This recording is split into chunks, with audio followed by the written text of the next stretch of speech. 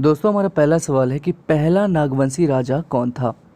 तो दोस्तों हमारा जवाब हो जाएगा ऑप्शन नंबर ए, फनी मुकुट राय। दोस्तों फनी मुकुट राय ही पहला नागवंशी राजा था। चलते दोस्तों अगले सवाल की ओर। दोस्तों हमारा अगला सवाल कहता है कि झारखंड का अक्षांशीय विस्तार क्या है।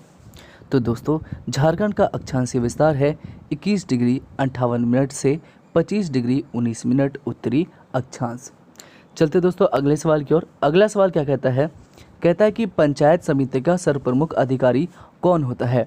तो दोस्तों पंचायत समिति का सर्वप्रमुख अधिकारी होता है प्रमुख। अगला सवाल कहता है कि 1914 ईस्वी में झारखंड में कौन सा आंदोलन हुआ था। तो दोस्तों हमारा जवाब हो जाएगा option number A, Tana Bhagat आंदोलन।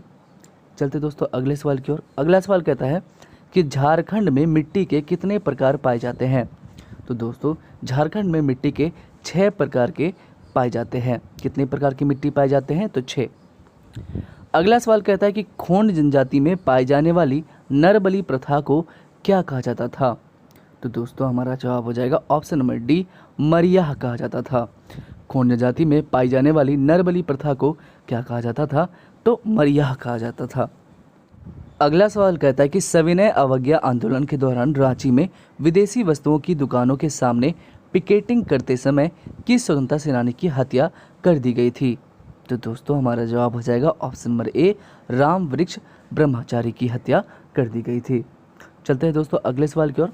अगला सवाल क्या कहता है कि झारखंड की एकमात्र कौन सी जनजाति है जो पहाड़ों एवं जंगलों में रहना पसंद नहीं करती है और साथ ही मजदूरी करना अपनी प्रतिष्ठा के खिलाफ समझती है। तो दोस्तों हमारा जवाब हो जाएगा ऑप्शन नंबर सी, चेरो। अगला सवाल कहता है कि मलेर किस जनजाति का दूसरा नाम है। तो दोस्तों मलेर जो है ये सौरैया पहाड़ियों का ही दूसरा नाम है। अगला सवाल कहता है दोस्तों कि केंद्रीय ईंधन अनुसंधान संस्थान कहाँ पर स्थित है। तो दोस्तों हमारा जवाब हो जाएगा ऑप्शन नंबर डी, जलगोड़ा में। अगला सवाल कहता है कि घेरे के बाहर उपन्यास के रचनाकार कौन है। तो दोस्तों हमारा जवाब हो जाएगा ऑप्शन नंबर बी, द्वारिका प्रसाद।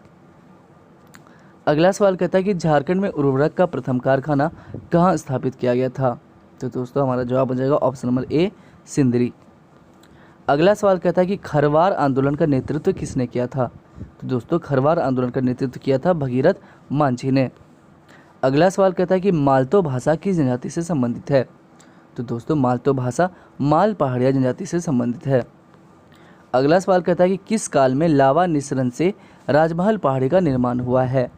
तो दोस्तों हमारा जवाब हो जाएगा ऑप्शन नंबर सी, जुरासिक काल में। अगला सवाल कहता है कि हैवी इंजीनियरिंग कॉरपोरेशन HEC उद्योग किस देश के सहयोग से स्थापित हुआ था।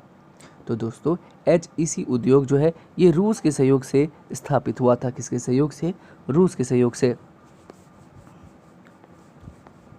दोस्तों हमारा अगला सवाल कहता है कि झारखंड की तांबा उत्पादन खान कहाँ स्थापित करी गई है। तो हमारा जवाब हो जाएगा ऑप्शन नंबर ए, घाटशिला में। अगला सवाल कहता है कि कीनन स्टेडियम कहाँ स्थित है। तो दोस्तों कीनन स्टेडियम स्थित है जमशेदपुर में। अगला सवाल कहता है कि पलामू क्षेत्र के किस चेरो राजा को 1528 ईस्वी में चंदेरी के युद्ध में हार का सामना करना पड़ा था। तो हमारा जवाब हो जाएगा ऑप्शन नंबर ए, मेदिनी राय। अगला और आखिरी सवाल है इस सेट का, कहता है कि झारखंड के कितने % भूभाग पर छोटानागपुर पठार विस्तृत है। तो हमारा जवाब हो जाएगा ऑप्शन नंबर सी, 47.38% भूभाग पर छोटानागपुर पठार विस्तृत है। अब हम सेट नंबर 64 को बनाएंगे। पहला सवाल कहता है कि झारखंड में 2011 में आयोजित 34वें राष्ट्रीय खेल का शुभांकर क्या था। तो दोस्तों हमारा जवाब हो जाएगा ऑप्शन नंबर ए, छवा।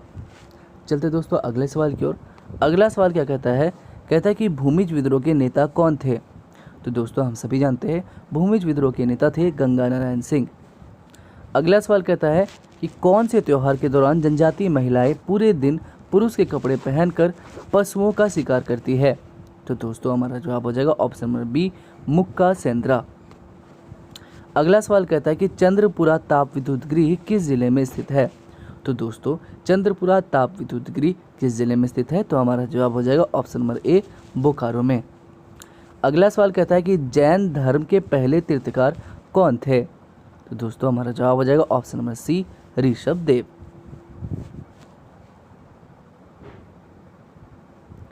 अगला सवाल कहता है दोस्तों, कहता है कि जादव पाटिया चित्रकारी किस जनजाति में प्रचलित है?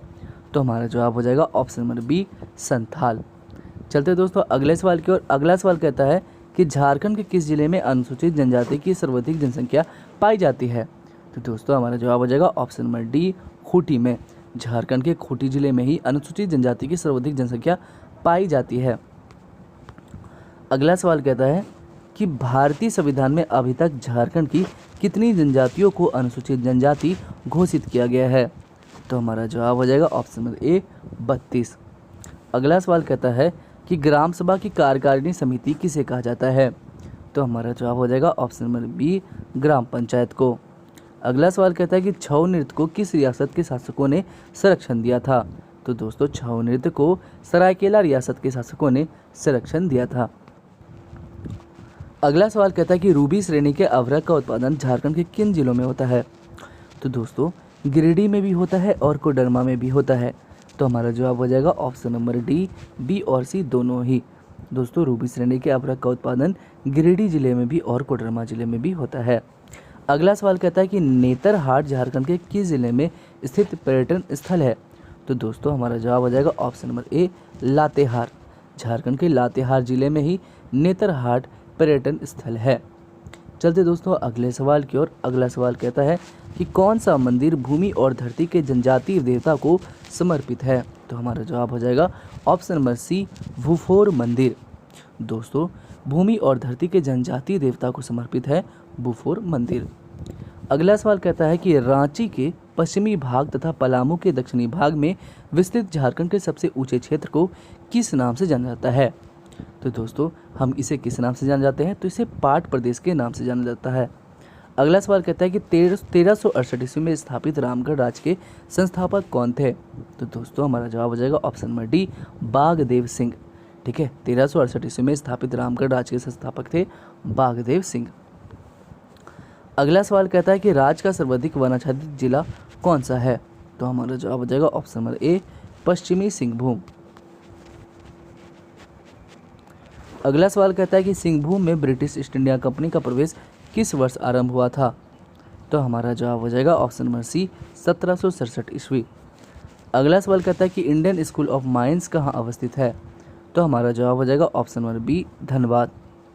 अगला सवाल कहता है कि 15 नवंबर 2000 को झारखंड राज्य का गठन किस महापुरुष के जन्मदिन के अवसर पर किया गया था? तो हमारा जवाब हो जाएगा option number D, Birsa Munda. अगला और आखिरी सवाल है इस सेट का, झारखंड में अनुसूचित जनजातियों का परसेंटेज कितना है? तो दोस्तों हमारा जवाब हो जाएगा ऑप्शन नंबर सी, 26.10%।